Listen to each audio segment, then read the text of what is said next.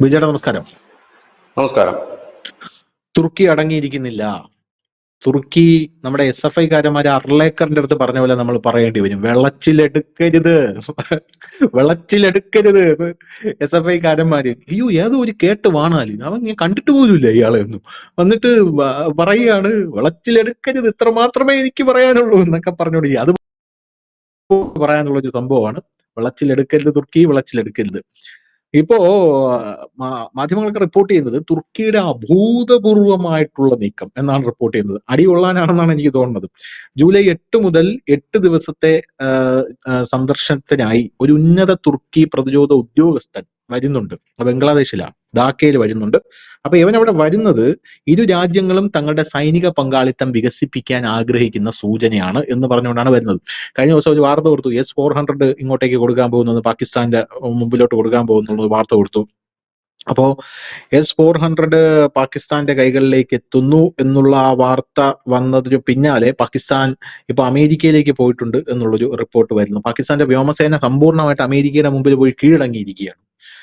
എന്തിനാണെന്നറിയില്ല. എന്തായാലും അതിനുശേഷം തുർക്കി ഇപ്പൊ ബംഗ്ലാദേശിൽ വന്ന്, ഇപ്പൊ ബംഗ്ലാദേശ് നമ്മുടെ ബോർഡർ ആണല്ലോ. അതായത് ഒരു കൊളോക്കിയലി പറഞ്ഞാൽ ഇന്ത്യയുടെ കക്ഷത്തിന്റെ ഇടയിൽ കിടക്കുന്ന ഒരു സ്ഥലമാണ് ഈ ബംഗ്ലാദേശ് എന്ന് പറയുന്നത്. അപ്പൊ ഇന്ത്യയെ അവിടെ ഒരു സ്റ്റേക്ക് ഉണ്ടാക്കിയെടുത്താൽ ഇന്ത്യ ആർക്കും പെട്ടെന്ന് ആക്രമിക്കാം എന്നൊക്കെ ഉള്ള ഒരു ധാരണ ഇവന്മാർക്ക് എല്ലാവർക്കും ഉണ്ട്. ആ ധാരണയൊക്കെ നമ്മുടെ ഹിമന്ത ബിശ്വ ശർമ്മ തീർത്തു കൊടുത്തു. ഇവിടെ ഒരു ചിക്കൻ ഞെക്കേ ഉള്ളൂ, അവിടെ 2 ചിക്കൻ ഞെക്ക ഉണ്ട്. നമുക്കത് വേണമെങ്കിൽ ഒറ്റയടിക്ക് കയറി മുറിക്കുക. അതുകൊണ്ട് വെള്ളത്തിലെടുക്കൽ നിന്ന് ഹിമന്ത ബിശ്വ ശർമ്മ പറഞ്ഞിട്ടുണ്ടായിരുന്നു. അപ്പൊ ഇവന്മാര് തുർക്കിയിലെ പ്രതിരോധ വ്യവസായ ഏജൻസി SSB മേധാവി ഹാലു ഗോർഗുൻ, അയാളാണ് ധാക്ക സന്ദർശിച്ച് യൂനിസിനെ കാണുമെന്ന് ഇക്കണോമിക് ടൈംസ് റിപ്പോർട്ട് ചെയ്യുന്നത്. അപ്പോൾ ഇയാള് വഖാറുസ്സമാനെയും നാവികസേനാ മേധാവി അഡ്മിറൽ M നസ്മുൽ ഹസൻ, വ്യോമസേനാ മേധാവി air chief marshal Hasan Mahmud Khan എന്നിവരുമായി കൂടിക്കാഴ്ച നടത്തും. ആയുധങ്ങൾ കൊടുക്കാൻ പോവുകയാണ്. ഞാൻ നേരത്തെ പറഞ്ഞല്ലോ, അതായത് തുർക്കി പാകിസ്ഥാന് ഡ്രോണുകൾ കൊടുത്തു, അത് വെച്ച് ഇന്ത്യയെ ആക്രമിച്ചു. പാകിസ്ഥാനെ അടിച്ചൊതുക്കി ഷെഡിൽ കയറ്റിയ ശേഷം നരേന്ദ്രമോദി നേരെ തുർക്കിയുടെ അതിർത്തി സൈപ്രസിലോട്ട് ചെന്നു എന്നിട്ട് നരേന്ദ്രമോദി, അതാണല്ലോ നിങ്ങളുടെ പിടിച്ചു വെച്ചിരിക്കുന്ന സ്ഥലം, ഞാനൊരു കാര്യം ചെയ്യാം, കുറച്ച് സുഖോയ് വിമാനങ്ങളും അത് കുറച്ച് ബ്രഹ്മോസ് ഒക്കെ ഫിറ്റ് ചെയ്ത് നിങ്ങൾക്ക് തരാൻ സൈപ്രസിനോട് പറഞ്ഞിട്ടുണ്ടായിരുന്നു. തുർക്കിക്ക് വലിയ രീതിയിലുള്ള വിഷമമായി. അർമേനിയയെ നമ്മൾ ഫണ്ട് ചെയ്തു. നമ്മളെല്ലാം വളരെ സ്പീഡിൽ പടപടാന്നാണ് കാര്യങ്ങൾ നടത്തുന്നത്. മോദി ആ കാര്യത്തിലേക്ക് അഗ്രഗണ്യനാണ്. നമ്മൾ നാളത്തേക്ക് മാറ്റി വെക്കില്ല, നാളെ ആവട്ടെ എന്നില്ല. അപ്പം ഈ സംഭവം ഇപ്പൊ നടന്നു കഴിഞ്ഞാൽ, ഇപ്പൊ നരേന്ദ്രമോദി ബാത്റൂമിൽ ഇരിക്കുകയാണെങ്കിൽ പോലും നരേന്ദ്രമോദി അവിടെ ഇരുന്ന് വിളിക്കും, ഹലോ നമുക്കൊരു പരിപാടി ഉണ്ടെന്ന് പറഞ്ഞ് അവിടെ ഒരു സമയം പോലും പുള്ളി വേസ്റ്റ് ആക്കില്ല എന്നുള്ളതാണ്. അപ്പൊ അത് കഴിഞ്ഞ് നമ്മള് ഗ്രീസിന് നമ്മുടെ ഒരു ഗജഗംഭീര മിസൈൽ കൊടുക്കുന്നു എന്നുള്ള റിപ്പോർട്ട് ഇന്ന് ഞാൻ കണ്ടു. പക്ഷെ ആ മിസൈലിന്റെ പേര് ഞാൻ മറന്നുപോയി. ഒരു ഗജഗംഭീര മിസൈലാണ് ഗ്രീസ്. അത് ഒരു എണ്ണം അയച്ചാൽ മതി, തുർക്കിയുടെ ആസനത്തിൽ കുന്തം കയറ്റും പോലെ ആയി പോകും എന്നൊക്കെ പറഞ്ഞുകൊണ്ട് വലിയ രീതിയിലുള്ള വാർത്തകൾ ഉണ്ടായിരുന്നു. അതിനിടയിലാണ് ഇപ്പൊ തുർക്കി വന്നിട്ട് ഇപ്പൊ ബംഗ്ലാദേശിന് മിസൈൽ കൊടുക്കുന്നു എന്ന്, അല്ലെങ്കിൽ ഈ ഇത്തരത്തിലുള്ള ആയുധങ്ങൾ കൊടുക്കുന്നു എന്നുള്ള റിപ്പോർട്ട് വരുന്നത്. എനിക്ക് ചോദിക്കാനുള്ളത്, ഇതിൽ കൂടുതൽ അവലോകനത്തിനൊന്നും ഞാൻ ഇല്ല. ബംഗ്ലാദേശിന്റെ ശക്തിയൊക്കെ നമുക്ക് അറിയാന്നുള്ളതാണ്. അവന്മാരുടെ കയ്യിൽ മിസൈലല്ല, ഇനി പാട്ടൻ ടാങ്ക് കിട്ടിയാലും അവന്മാർക്ക് അതെടുത്ത് ഉപയോഗിക്കാൻ അറിഞ്ഞൂടാ. മറ്റേ അത്ഭുത ദ്വീപില് ക്ലൈമാക്സിൽ കുറെ ആൾക്കാർ വരുമല്ലോ, സിനിമ കണ്ടിട്ടുണ്ട്. അതിൽ കുറെ അവന്മാര് ക്ലൈമാക്സിൽ മറ്റേ മണ്ണെണ്ണയും കൊണ്ട് വരുമല്ലോ, മണ്ണെണ്ണ കൊണ്ടുള്ള തോക്കും കൊണ്ട് വരുമല്ലോ. അതുപോലെയാണ് എനിക്ക് തോന്നുന്നത്. വല്ലതും നടക്കൂ ഈ ബംഗ്ലാദേശിനെ കൊണ്ട്? ഇന്ത്യയുടെ രോമത്തിൽ തൊടാൻ പറ്റുമോ അവന്മാരെ കൊണ്ട്? തുർക്കി ഇനിയിപ്പോ അവിടെ വന്ന് എന്ത് കൊടുത്തെന്ന് പറഞ്ഞാൽ? അല്ല, ഇതിനകത്ത് ഈ ഗ്രീസിന്റെ കഥ പറഞ്ഞപ്പോഴേ ഞാൻ ആ വാർത്ത കണ്ടായിരുന്നു. ശരിയാ, ധനുഷ് പറഞ്ഞത് ശരിയാ. എനിക്ക് ആ മിസൈലിന്റെ പേര് കിട്ടിയില്ലെന്ന് എനിക്കും കിട്ടിയില്ല. കാരണം ആ മിസൈലിന് ഒരു ടെക്നിക്കൽ വാക്കാണ് അവർ ഉപയോഗിച്ചിരിക്കുന്നത്. MKU കുറെ നമ്പറുകളാണ്. അപ്പൊ എനിക്ക് തോന്നുന്നത് ഈ മിസൈല് ആ ഒരു പേരിലാണോ അറിയപ്പെടുന്നത്, അതോ ഇനി നമുക്ക് സാധാരണ നമ്മുടെ ഈ മിസൈൽ സിസ്റ്റം ബ്രഹ്മോസ്, അഗ്നി എന്നൊക്കെ പറഞ്ഞിട്ടാണ്, ഇനി ഏത് പേരാണ് അതിനുള്ളതെന്ന് അത് പറയുന്നില്ല. പറയുന്ന സംഭവം അടാറ് സാധനമാണ്, ഭയങ്കരമായിട്ട് പവറുള്ള ഒരു സാധനമാണ്. പക്ഷെ അതിന്റെ പേര് ഇങ്ങനെയാണ് കൊടുത്തിരിക്കുന്നത്, അതിന്റെ ഒരു ടെക്നിക്കൽ നെയിമാണ്. അതാണ് ഓർമ്മ നിൽക്കാത്തത്. ഞാനത് ആ ഒരു കാര്യം പറഞ്ഞപ്പോഴാണ്, ഞാനും ഇന്നലെ ആ വാർത്ത വായിച്ചിട്ട് എനിക്ക് മനസ്സിലായില്ല എന്ത് പേരാണെന്ന്. കാരണം വളരെ നീളത്തിലുള്ള ഒരു സാധനമാണ് ഇത്. ഈ ബംഗ്ലാദേശിൽ ഇപ്പൊ നടക്കുന്ന വീക്കപ്പ് എന്ന് പറഞ്ഞു കഴിഞ്ഞാല് അത് വേറൊന്നുമല്ല. നേരത്തെ ധനുഷ് അതിന്റെ ഉത്തരവും പറഞ്ഞു കഴിഞ്ഞു. സൈപ്രസിലേക്ക് നരേന്ദ്രമോദി പോകുന്നു, സുഖോയ് വിമാനങ്ങൾ കൊടുക്കുന്നു, ബ്രഹ്മോസ് കൊടുക്കുന്നു. അപ്പൊ ഇനി അത് മാത്രമല്ല, ബംഗ്ലാദേശിനെ സംബന്ധിച്ച് ഷേഖ് ഹസീനയുടെ കാലത്ത് പരിമിതമായിട്ടുള്ള ഒരു ബന്ധം മാത്രമേ തുർക്കിയുമായിട്ട് ബംഗ്ലാദേശ് ഉണ്ടായിരുന്നുള്ളൂ. ഇപ്പൊ ബംഗ്ലാദേശിന്റെ പ്രധാന പ്രശ്നം എന്ന് വെച്ചാൽ അവർക്ക് വിശ്വസിക്കാൻ കൊള്ളാവുന്ന ഒരു ടെക്നോളജി സപ്ലൈ ചെയ്യുന്ന രാജ്യം വേണം. അപ്പോൾ അവർക്ക് പാകിസ്ഥാൻ വേണ്ട. കാരണം ഇവര് വരുന്നത് തന്നെ 2 എയർ ഡിഫൻസ് സിസ്റ്റം ബംഗ്ലാദേശിൽ സ്ഥാപിക്കാനാണ് ഇവർ വരുന്നത്. അതിലൊന്ന് ചിറ്റഗോങ് ആണ്, ഒന്ന് നാരായൺപൂരിലാണ് വെക്കുന്നത്. ഇത് രണ്ടും ഇന്ത്യയുടെ ബോർഡറാണ്. ഈ രണ്ട് ബോർഡറിലും രണ്ട് എയർ ഡിഫൻസ് സിസ്റ്റം സ്ഥാപിക്കുന്നതിന് വേണ്ടിയിട്ടാണ് ഈ തുർക്കിയുമായി ചർച്ച നടത്തുന്നത്. അതായത് ബംഗ്ലാദേശിന് ഇപ്പോൾ അടിയന്തരമായി തന്നെ എയർ ഡിഫൻസ് സിസ്റ്റമാണ് ആവശ്യം. ആ എയർ ഡിഫൻസ് സിസ്റ്റത്തിന് അവർക്ക് വിശ്വസ്തനായ ഒരു പങ്കാളി വേണം. ചൈനയെ പോലൊരു പങ്കാളി അവർക്ക് കൂട്ടുപിടിക്കാൻ ഇപ്പൊ തൽക്കാലം താല്പര്യമില്ല. അപ്പൊ അതിലും നല്ലത് അവർ നോക്കുമ്പോൾ ഏതാണ്ട് നമ്മുടെ ആളുകൾ തന്നെയാണ്, വലിയ കുഴപ്പമില്ല, എന്നാൽ പിന്നെ അവിടുന്ന് പോരട്ടെ സാധനം എന്നുള്ളതാണ് അവർ ഉദ്ദേശിക്കുന്നത്. ഇവിടെ വരുമ്പോൾ എനിക്കൊരു ചെറിയ സംശയം മാത്രമാണത്. S-400 അവിടെ കൊടുക്കാൻ വെച്ചിരിക്കുകയാണല്ലോ. അത് പാകിസ്ഥാനിലേക്ക് എന്തായാലും ഉടനടി പോകാൻ സാധ്യതയില്ല. അപ്പോ ഉം. ബംഗ്ലാദേശിനെ സംബന്ധിച്ച് അങ്ങനെ അമേരിക്കയുമായിട്ട് വലിയ ബന്ധത്തിലുമല്ല. അങ്ങനെയെങ്കിൽ ആ ഒരു സാധനം കൊണ്ട് തള്ളാനായിട്ട് ബംഗ്ലാദേശിലാണോ വരുന്നതെന്ന് ഉള്ളതാണ് ഒരു പ്രധാന സംശയം നിലനിൽക്കുന്നത്. കാരണം പാകിസ്ഥാൻ ഉം. ഒരു തരത്തിലും അതുകൊണ്ട് തലവെക്കാൻ സാധ്യതയില്ല. കാരണം തുർക്കിക്ക് അമേരിക്ക തൃപ്തിപ്പെടുത്താൻ വേണ്ടിയിട്ടാണ് അവിടുന്ന് S-400 തള്ളുന്നത്. അതിപ്പം ഉം. അങ്ങനെ കൊടുക്കാൻ കഴിയില്ല നിയമപരമായിട്ട്. ഇനി അഥവാ എങ്ങനെങ്കിലുമൊക്കെ കൊടുക്കാമെന്ന് കരുതിയാൽ പോലും എന്തായാലും പാകിസ്ഥാൻ അത് എടുക്കാൻ യാതൊരു സാധ്യതയും ഇല്ല. അത് പിന്നെ ഉള്ളത് ഈ ബംഗ്ലാദേശിന് കൊടുക്കാനുള്ള സാധ്യതകൾ ഒരു നേരിയ രീതിയിലെങ്കിലും ഉണ്ട്. പിന്നെ അത് ഉം. എടുക്കാൻ സാധ്യതയുള്ളത് ഇന്ത്യ മാത്രമാണ്. ഇന്ത്യ എന്തായാലും ആ ഒരു തുർക്കിയുടെ കയ്യിൽ നിന്ന് ഒരു S-400 വാങ്ങും എന്ന് സ്വപ്നത്തിൽ പോലും ആരും അല്ല ചേട്ടാ, കരുതുന്നില്ല. എനിക്ക് ഒരു ഡൗട്ട് ചോദിക്കട്ടെ ഞാൻ. അതായത് ഈ S-400 എന്ന് പറഞ്ഞ ആയുധം റഷ്യയുടെ സിഗ്നേച്ചർ എയർ ഡിഫൻസ് സിസ്റ്റമാണ്.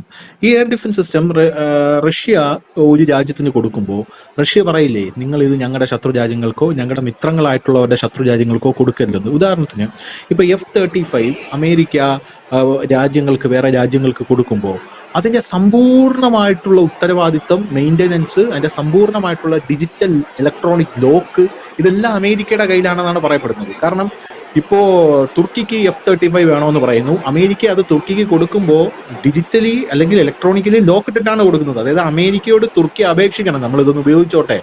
അമേരിക്ക അങ്ങനെ ഒരു ഹുങ്ക് കാണിക്കുന്നുണ്ട്. അപ്പോൾ ആ ലോക്ക് അടിച്ചു കൊടുത്താൽ മാത്രമേ ഈ തുർക്കിക്ക് അത് പറത്താൻ സാധിക്കുകയുള്ളൂ. തുർക്കി മാത്രമല്ല, ലോക രാജ്യങ്ങൾക്ക്, യൂറോപ്യൻ രാജ്യങ്ങൾക്ക് സമ്പൂർണ്ണമായിട്ട് ആ ഒരു നിലയിലാണ് പോകുന്നത്. അതുകൊണ്ട് ഇവരൊക്കെ വലിയ അമർഷം പ്രകടിപ്പിക്കുന്നുണ്ട്. ഈ F-35 അമേരിക്കൻ ആയുധങ്ങളെല്ലാം അമേരിക്കയുടെ കയ്യിലാണ് അതിൻ്റേത്. ഇപ്പൊ ഇനിയിപ്പോൾ അമേരിക്കയായിട്ട് നാളെ യുദ്ധം ഉണ്ടായിരുന്നാലും ഇവർക്ക് ഈ അമേരിക്കൻ ആയുധങ്ങൾ വെച്ചിട്ട് അമേരിക്കയെ നേരിടാൻ പറ്റില്ലല്ലോ. അമേരിക്കയ്ക്ക് അറിയാമല്ലോ ഇവരുടെ കയ്യിൽ എന്തൊക്കെയാണ് ഇരിക്കുന്നത്. അപ്പൊ സമാനമായിട്ടുള്ള രീതിയിൽ റഷ്യയുടെ ആയുധങ്ങളുള്ള രാജ്യങ്ങൾക്ക് റഷ്യ പ്രത്യേകിച്ച് നിബന്ധനകളും കാര്യങ്ങളും ഒന്നും വയ്ക്കാറില്ല. S-400 നിങ്ങൾ എന്തിനാണ് ബംഗ്ലാദേശിന് കൊടുക്കുന്നത് എന്ന് പറഞ്ഞ് റഷ്യ ഇതിൽ ഇടപെടാൻ സാധ്യതയില്ലേ? അങ്ങനെ കൊടുക്കാൻ കഴിയില്ല. റഷ്യ ഉം. ഒരു രാജ്യത്തിന് കൊടുക്കുന്ന ആയുധം അത് മറ്റൊരു രാജ്യത്തിന് കൊടുക്കാൻ ആ രാജ്യത്തിന് അധികാരമില്ല. അത് റഷ്യക്ക് മാത്രമേ ഉള്ളൂ. പിന്നെ ഞാനിപ്പോൾ ഉം. അത് പറയാനുള്ള സാധ്യത എവിടെ നിലനിൽക്കുന്നു എന്ന് ചോദിച്ചാൽ, തുർക്കിയും റഷ്യയുമായി അത്യാവശ്യം നല്ല ബന്ധമാണ്. ആ ഉം. ബന്ധത്തിന്റെ പുറത്ത് ഒരുപക്ഷെ നിങ്ങളുടെ മറ്റു ആയുധങ്ങൾ എന്തെങ്കിലും എടുത്തേക്കാം, ഇത് ഞങ്ങൾക്ക് കൊടുത്തുനിന്ന് പൈസയാക്കി തരണം എന്നുള്ളൊരു കണ്ടീഷന്റെ പുറത്ത് ബംഗ്ലാദേശിന് കൊടുത്തേക്കാം. അപ്പോൾ ചോദിക്കും, ഇന്ത്യയുമായി റഷ്യക്ക് അടുത്ത ബന്ധമാണല്ലോ, അപ്പൊ ഇന്ത്യയുമായി ശത്രുത നിൽക്കുന്ന ബംഗ്ലാദേശിന് എങ്ങനെ കൊടുക്കുമെന്ന്. ചൈനയ്ക്ക് കൊടുത്തില്ലേ? ചൈനയ്ക്ക് ഉം. S-400 ഉണ്ട്, ചൈനയുടെ കയ്യിലുണ്ട്. അപ്പൊ ചൈനയ്ക്കാണ് അതുണ്ട്. ആദ്യം കൊടുക്കുന്നത്, രണ്ടാമതാണ് നമ്മൾ മേടിക്കുന്നത്. അപ്പൊ ഈ ഒരു സാധനം ഈ പോകുന്ന സാധനം, അത് ധനുഷ് നേരത്തെ സൂചിപ്പിച്ച സാധനം തന്നെ, ഇതിനൊരു സോഴ്സ് കോഡ് ഉണ്ട്. ആ സോഴ്സ് കോഡ് റഷ്യൻ ആയുധങ്ങൾക്ക് ആദ്യമായിട്ട് ആ ഫുള്ള് സോഴ്സ് കോഡ് കൊടുത്ത ഒരു രാജ്യം ഇന്ത്യയാണ്. അതുകൊണ്ടാണ് നമുക്ക് S-400 വെച്ചിട്ട് മായാജാലം സൃഷ്ടിക്കാൻ പറ്റിയത്.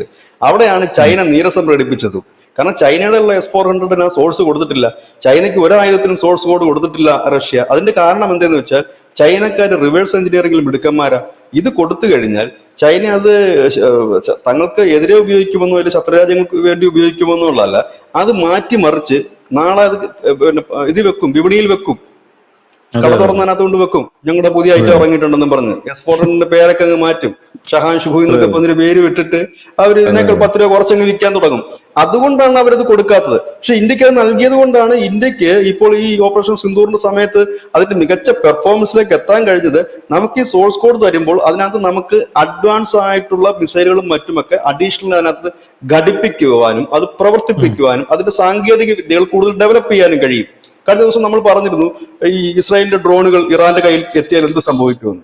എന്ത് സാധനമാണോ കിട്ടുന്നത് അതിന്റെ റിവേഴ്സ് എഞ്ചിനീയറിംഗിലേക്ക് പോയാൽ ഒരുപക്ഷെ ആ സാധനത്തെക്കാൾ മികച്ച പെർഫോമൻസ് ഉള്ള മറ്റൊരു സാധനം ലഭിക്കും എന്നുള്ളതാണ് അതിന്റെ ശരിയായ അർത്ഥം. ആ കിട്ടുന്ന സാധനത്തിന്റെ റിവേഴ്സ് എഞ്ചിനീയറിംഗിൽ പോയി പിന്നീട് ഉണ്ടാക്കുന്ന സാധനം അതിനേക്കാൾ കുറച്ചുകൂടി ബെറ്റർ ഉള്ള സാധനമായിരിക്കും. ഇവിടെ ഉം. സംഭവിച്ച S-400 തന്നെയാണ്. നമ്മൾ റിവേഴ്സ് എഞ്ചിനീയറിംഗിൽ പോയെന്നല്ല, ആ സോഴ്സ് കോഡ് കൊടുത്തു, മറ്റു രാജ്യങ്ങൾക്ക് അത് കൊടുത്തില്ല. ഇപ്പൊ തുർക്കിക്കും റഷ്യ അത് കൊടുക്കാൻ യാതൊരു സാധ്യതയുമില്ല. അപ്പോൾ ഒരുപക്ഷെ റഷ്യയോട് തുർക്കി അഭ്യർത്ഥിക്കുകയാണ്, ഞങ്ങൾക്ക് വലിയ സാമ്പത്തിക ഞെരുക്കമാണ്, അല്ലെങ്കിൽ ഞങ്ങൾക്ക് ഇങ്ങനെ ചില ഇഷ്യൂസ് ഉണ്ട്, ഞങ്ങൾ നിങ്ങളുടെ കയ്യിൽ നിന്ന് വേറെ ആയുധങ്ങൾ എന്തെങ്കിലുമൊക്കെ വാങ്ങിക്കോളാം, തൽക്കാലം ഇത് കൊടുക്കാൻ ഞങ്ങൾ അനുവദിക്കണം എന്ന് പറഞ്ഞാൽ അവരുടെ സമ്മതത്തോടു കൂടി വേണമെങ്കിൽ അത് ചെയ്യാം. അപ്പോഴും ബംഗ്ലാദേശിന് ഒരു വലിയ തീരാത്തലവേദന ഇരിക്കും. ബംഗ്ലാദേശിലെ പാകിസ്ഥാൻ വാങ്ങിയാലും, കാരണം ഇതിന്റെ ബാക്കിയുള്ള മെയിൻ്റനൻസ് വർക്ക് ചെയ്യണമെങ്കിൽ പിന്നെ റഷ്യയുടെ സഹായം വേണ്ടി വരും. ഇത് മുമ്പോട്ട് നീങ്ങണമെങ്കിൽ റഷ്യയുടെ സഹായം വേണ്ടി വരും. ഇപ്പോഴും നിരവധി സാഹചര്യത്തിൽ പാകിസ്ഥാൻ ഒരിക്കലും വാങ്ങാൻ സാധ്യതയില്ല. ഇനി അഥവാ ഞാനൊരു ചെറിയൊരു സംശയം മാത്രമാണ് പറഞ്ഞത്, ഇനി അഥവാ എന്തെങ്കിലും സാഹചര്യം വന്നാൽ ഇതിലപ്പം ബംഗ്ലാദേശിന്റെ തലയ്ക്ക് കെട്ടിവെക്കാനുള്ള സാധ്യതയുണ്ട്. കാരണം ബംഗ്ലാദേശിനെ സംബന്ധിച്ച് ഇത് സ്വർഗ്ഗമായിരിക്കും. കാരണം അവരെ സംബന്ധിച്ച് ഒരു വലിയ സംഭവമായിരിക്കും അത്. കാരണം അങ്ങനത്തെ എയർ ഡിഫൻസ് സിസ്റ്റമോ മറ്റൊന്നും അവർക്ക് അത്ര വലിയ കാര്യക്ഷമമായിട്ടൊന്നും ഇല്ല. അപ്പൊ ഇങ്ങനെ ഒരെണ്ണം കിട്ടിക്കഴിഞ്ഞാൽ പക്ഷെ പറ്റത്തില്ല. അതിപ്പോ നമുക്കിപ്പോ അവർക്ക് കിട്ടുന്നതുകൊണ്ട് നമ്മളെ സംബന്ധിച്ച് അതൊരു നമ്മളെ ഭയപ്പെടുത്തുന്ന കാര്യമേ അല്ല. പക്ഷെ നമ്മളെ ഭയപ്പെടുത്തുന്ന ഒരു കാര്യം എന്താണെന്ന് ചോദിച്ചാൽ, തുർക്കി എന്ന് പറയുന്ന രാജ്യം ലോകത്തിന്റെ വിവിധ ഭീകര സംഘടനയ്ക്ക് ആയുധം കൈമാറുന്ന, ആയുധം കൊടുക്കുന്ന ഒരു രാജ്യമാണ്. അതാണ് നമ്മളെ സംബന്ധിച്ച് ഭയപ്പെടുത്തുന്നത്. അല്ല തുർക്കി അവിടെ വന്ന് എയർ ഡിഫൻസ് സിസ്റ്റം സ്ഥാപിക്കുന്നു, ഭീരങ്കി കൊടുക്കുന്നു, ജെറ്റ് കൊടുക്കുന്നു, നമുക്കൊരു വിഷയമല്ല.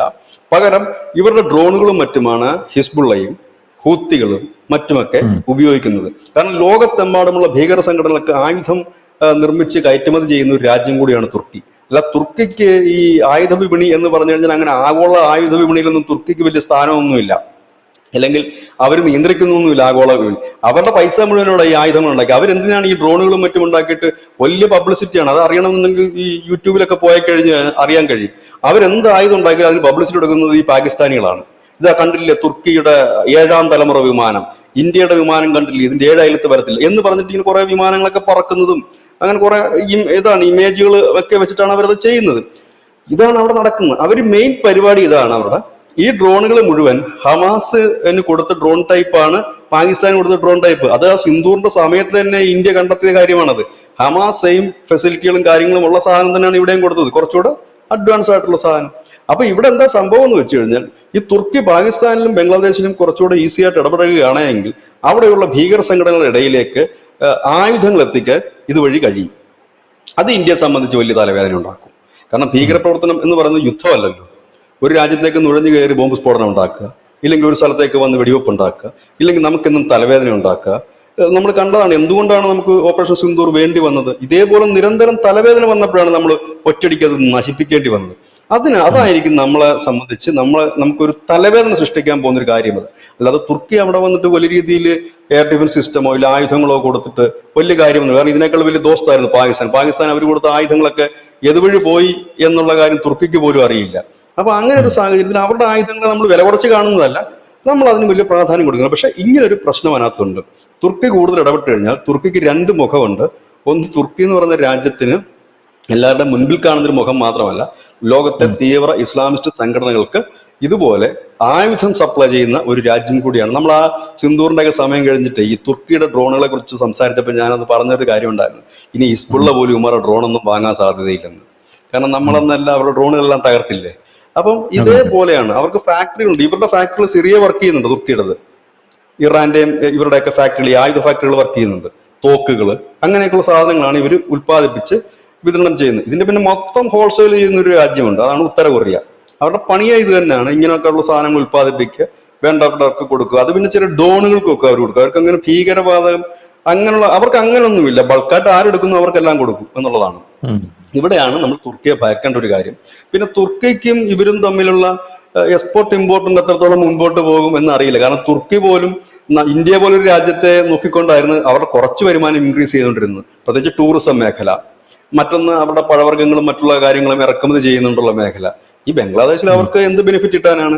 ബംഗ്ലാദേശിൽ അവർക്ക് ആകെ ഒരു ബെനിഫിറ്റ് കിട്ടുന്നത്, ഈ പാകിസ്ഥാൻ ഇപ്പോൾ തുർക്കിയെ സംബന്ധിച്ച് അത്ര സേഫ് അല്ല. കാരണം അമേരിക്കയുടെ മുമ്പിൽ ഏതാണ്ട് ഒരു അടിയറവ് പറഞ്ഞ അവസ്ഥയാണ് പാകിസ്ഥാൻ. ധനുഷ് സൂചിപ്പിച്ചതുപോലെ പാകിസ്ഥാന്റെ വ്യോമസേന കംപ്ലീറ്റ് കഴിഞ്ഞ ദിവസം അമേരിക്കയ്ക്ക് കീഴടങ്ങി.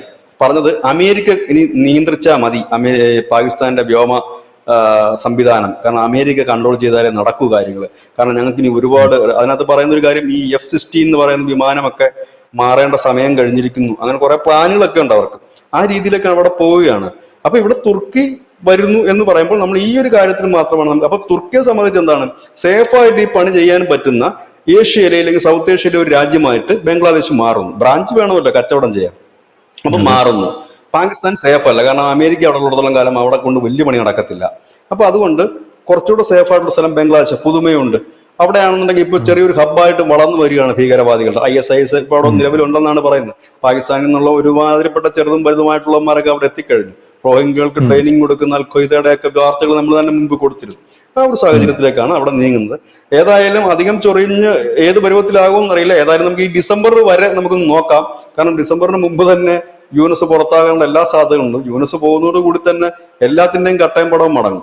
പകരം ഷേഖ് ഉം. ഹസീനയുടെ കാലഘട്ടം പോലെ ഒന്ന് വരും. ഒന്നുകിൽ ഷേഖ് ഹസീന വരും, ഇല്ലെങ്കിൽ ഷേഖ് ഹസീനയുടെ കാലഘട്ടം പോലെ ഒന്ന് അവിടെ വരാൻ, ഇല്ലെങ്കിൽ അതൊരു തികഞ്ഞ പട്ടാള ഭരണത്തിലേക്ക് പോകാനുള്ള സാധ്യതകളാണ് നിലനിൽക്കുന്നത്.